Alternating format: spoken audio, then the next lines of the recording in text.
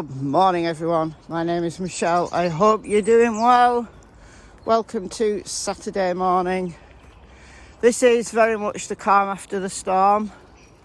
Storm Eunice battered Britain yesterday. Not so bad in this area. There's some fallen trees over the other side of the village. Yeah, it all seems calm and fine and dandy around here. But in the southern part of the UK, apparently it was really bad. There's been some considerable devastation and several people have lost their lives. So that's really sad. The power of nature sometimes is really cruel. So best wishes to the families of those who've lost their lives and rest in peace. If you're wondering where Tilly is, she's right here. She decided to bark at an unsuspecting Labrador who was doing nothing at all. I don't know why she bothered barking. But that's what she's like. Can you be trusted now? Go on. Okay, keep my eyes peeled for any more unsuspecting Labradors. So this is going to be another one of those fact-checking videos that I think are important. They're not especially interesting, I guess, in terms of, you know, exciting new revelations. But I think they're very important. Because, as I said yesterday, and as I keep saying, I've said a lot recently, there are some wild conspiracy theories out there about the Summerwells case, and somebody's got to fact check, and I'm not the only person that fact checks. There are some really good channels out there who put out factual content, who don't entertain the more wilder theories. Discussing theories is fine, but I think sometimes it just goes a little bit too far.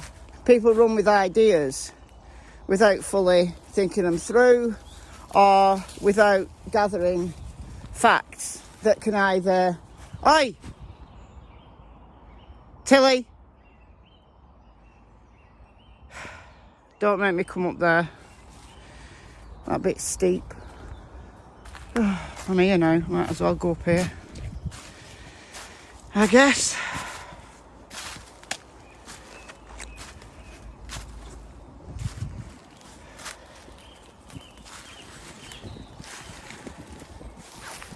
Stop prickling me, you.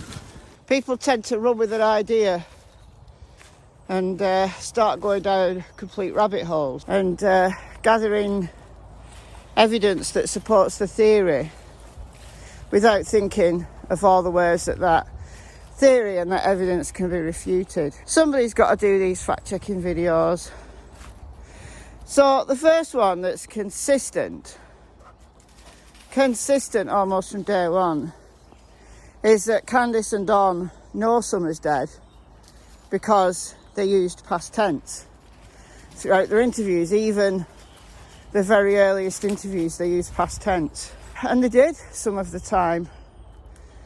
Don even addressed it in the interview they did with Ansley Daniel from WJHL. Was it on and around the 28th of June? It was Candus's first public interview anyway, and he said, look, I'm sorry, I used past tense. I can understand why they did use past tense, because when they're talking about things that Summer has done, then it's past tense, and I don't think Candus and Don care that much about grammar. It's appropriate to use past tense if they're talking about things that happened in the past, but they haven't consistently used past tense. Well, whoever has my daughter, I pray and hope that they have not harmed her and they bring her back to us safe and sound. In that interview, Candus switched between past and present tense. Later interviews where you might say Donald was coached, and perhaps he was, he still used a mix of past and present tense. You realize Summer is somewhere that she's probably doesn't want to be, probably locked up or being you know, hurt in some way. And we're there on that beautiful beach, and our daughter is who knows where. I guess people can say it's a red flag to use past tense, but for me, it's not a strong one. It's a mild pink flag, maybe, rather than a red one. So there's that. That's just one small thing that consistently over the last 8 months has continued to bug me when people have said that. So you could be right, but consider the alternatives. Simply, when talking about things that someone did in the past, appropriate to use past tense. And I'm not imagining that Don and Candus are grammar masters who take notice of these things. Anyway, moving on. So the other thing I want to discuss, I don't really know how to do this. I don't want to dox him. His address is out there. People, channels have put his address out there and his name. I don't want to do that. But then if I just give his first name, then people are going to say, oh God, she's talking about David Dotson. You know, the flute player guy. No, I'm not. So I'll use his initials, DB. If you follow like several other channels, you'll know what I'm talking about. So this guy, DB, is allegedly got a long criminal record in Florida. He's on Candus and Grandma's Facebooks. Like Candus has got like 1 million different profiles. DB has also got several profiles, but on what looks like his main one, he's got over 1,000 friends on it. So I'm guessing he's just one of those guys that adds everybody. You know, I spoke to him once, adds them. And Candus, on her Candus Bly profile, she's got like 440 odd friends. So what's the big deal about them being Facebook friends? Well, I think there's a little bit more to it. And the little bit more to it that I've seen is that some time ago, Candus had an argument with a woman with the initials CS. Allegedly, CS was staying at the Wells property. Now, I can't find any formal record of her being listed at that property, but maybe she was staying there for a little minute. But Candus fell out with her and was very rude about her on Facebook, allegedly. So there's these posts flying around that Candus allegedly did about this woman, CS. Now, CS had a baby with DB. So it's another link between Candus and DB. So people are now jumping about 5 million steps ahead and implying that this guy, DB, has got something to do with someone's disappearance. That's the implication. Now, everybody's worth looking at, but what more is there to it? Because I can't see a whole lot more to this. So what if she's had an argument with a woman who he happens to share a child with? You know, when you're starting to develop a theory and you start thinking, oh, this could be promising, just stop and ask yourself, so what? What does this matter? What does this really tell us? People have forgot that step and have just decided to jump 5 million steps ahead. People are also saying that this DB guy lives near the footprints. The map that I've done showing the rough approximate location of the footprints. These are not the exact locations. I don't know the exact locations. And there was also a scent alert around Ben Hill Road near a creek further down Ben Hill Road than Beach Creek that runs past the Wells property. So we don't know the direction of travel of these footprints, but I guess you could go down Ben Hill, then up the shallower side of the ridge, and then out onto Beach Creek Road. And then you put someone in a vehicle on Beach Street Road for whatever reason. Now, this DB lives relatively close to the footprints, but over 2.5 miles away. Now, of course, if someone was putting a vehicle on Beach Street Road, the fact that a property 2.5 miles away is there, well, yeah, And that's why she's not on the mountain anymore. So I get where you're going with this. I need to see more. I need those middle steps filling in to be convinced that this guy is worth looking at further. We also have to remember the facts that the TBI and the search team told us. Right, on the 24th of June, Captain Tim Coop said this. We have now utilized 106 agencies spanning from Tennessee, Ohio, Virginia, Alabama, Georgia, and North Carolina assisting in these search efforts.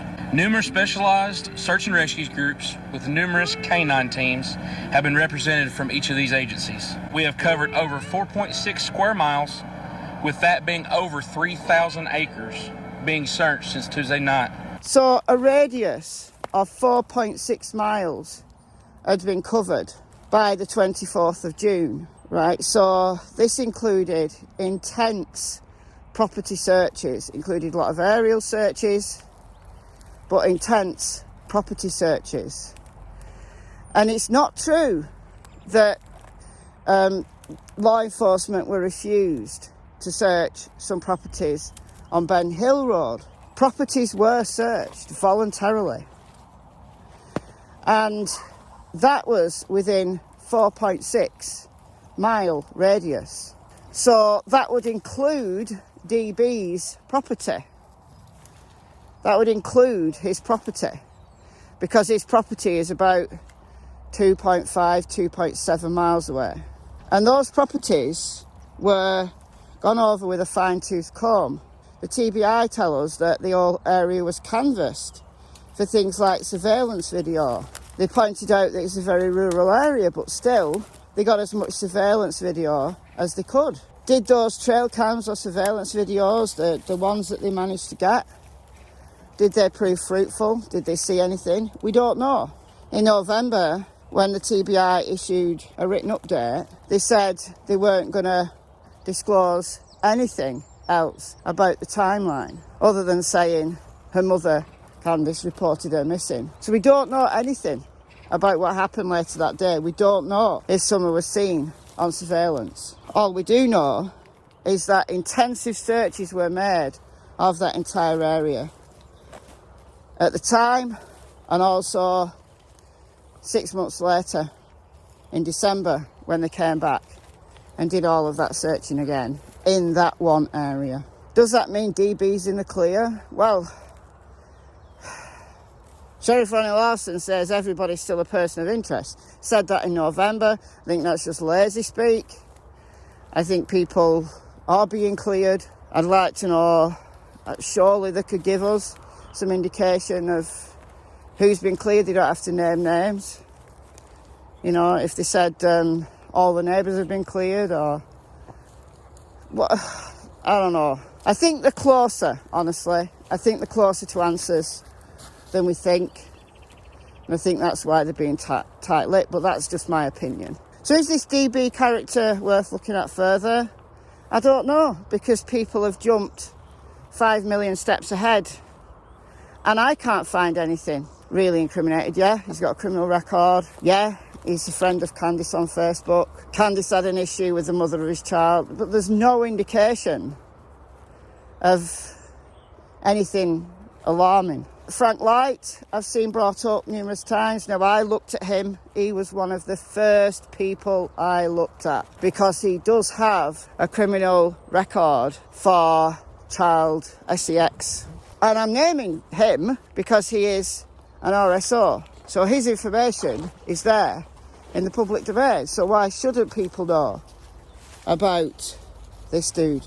He lives on Grady Light Road, which again is within the search radius of 4.6 miles. I looked at him really closely. He's still on my table, I have to say. But we know that all the RSOs in the area have been looked into. I'm assuming that he has an alibi that's checked out. And it's also not true that he was allowed to search his own property. What's got confused, I think, is that Sheriff Lawson has consistently kept saying people need to check their own properties.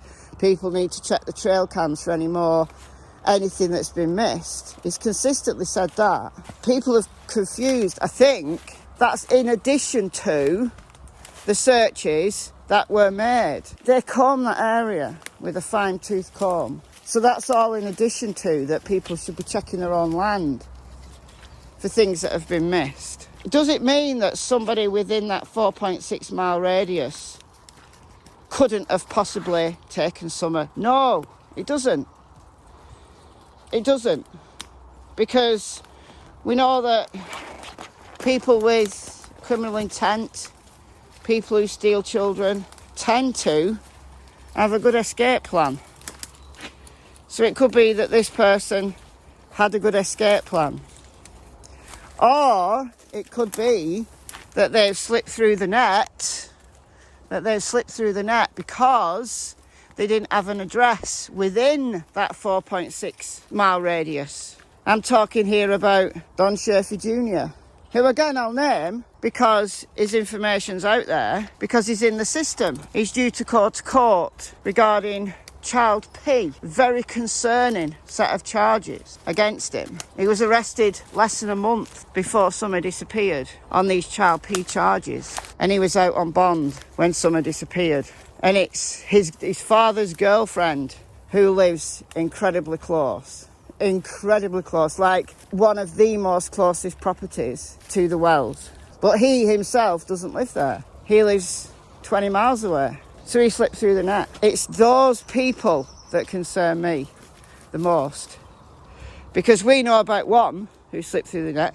How many more have? How many more have ties with that area but don't actually live there? Sherfey Jr is very much on my table. The parents are still very much on my table. They are.